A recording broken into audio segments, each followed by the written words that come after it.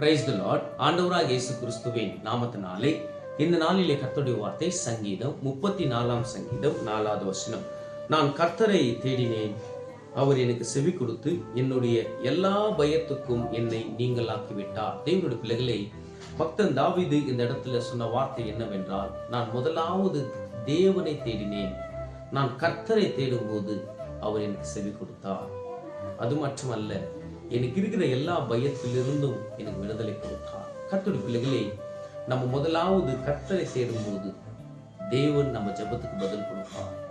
நமக்கு இருக்கிற எல்லா பிரச்சனையிலிருந்து விடுதலை கொடுப்பார். இன்னைக்கு நிறைய பேரோட வாழ்க்கையில மரண பயம் சூழ்ந்து கொண்டிருக்கிறது. எனக்கு என்ன நடக்குமோ, எந்த நேரத்துல உயிர் போயிடுமோ, எந்த நேரத்துல என்ன ஆயிடுமோ என்று நிறைய பேரை நான் பார்த்திருக்கிறேன். கர்த்தருடைய பிள்ளைகளே, அப்படியேப்பட்ட நிலைமையில நீங்கள் இருந்தால் இந்த வார்த்தை கர்த்தர் உங்களுக்காக பேசிக் கொண்டிருக்கிறார்.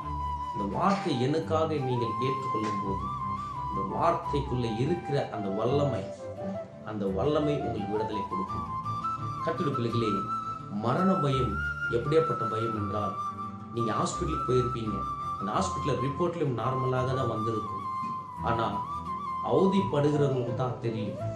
மனிதர்கள்ட்ட நம்ம சொல்லும் போது அவங்க சொல்லுவாங்க, எப்பவுமே இதே வார்த்தை பேசிக் கொண்டிருக்கிறேன்னு சொல்லுவாங்க. ஆனா கஷ்டப்படுறவங்களுக்கு தான் அந்த வலி என்னன்னு தெரியும். கர்த்தருடைய பிள்ளைகளே, அப்படியேப்பட்ட நிலைமையில நீங்கள் இருந்தால் தேவன்கிட்ட வந்து, ஆண்டவரே எனக்கு விடுதலை கொடுங்க, ஆண்டவரே பல வருஷங்களாக எனக்கு மரண பயம் சூழ்ந்து கொண்டிருக்கிறது, ஆண்டவரே எனக்கு விடுதலை கொடுக்குவீங்க நான் விசுவாசிக்கிறேன், நீங்கள் தேவன்கிட்ட அறிக்கை செய்யும் போது உங்க விசுவாசத்தை பார்த்து கர்த்தர் நிச்சயமாகவே உனக்கு இருக்கிற அந்த பயத்திலிருந்து விடுதலை கொடுத்து அவர் ரத்தத்தினால கழுவி உன்னை புது மனுஷனாக மாற்ற அவரால் அதை முடியும் என்று நான் விசுவாசிக்கிறேன்.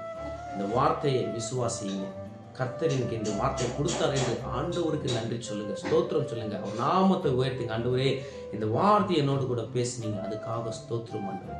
எனக்கு இருக்கிற எல்லா பயத்திலிருந்து நீங்க விடுதலை கொடுத்துட்டீங்க என்று நீங்கள் சொல்லுங்க.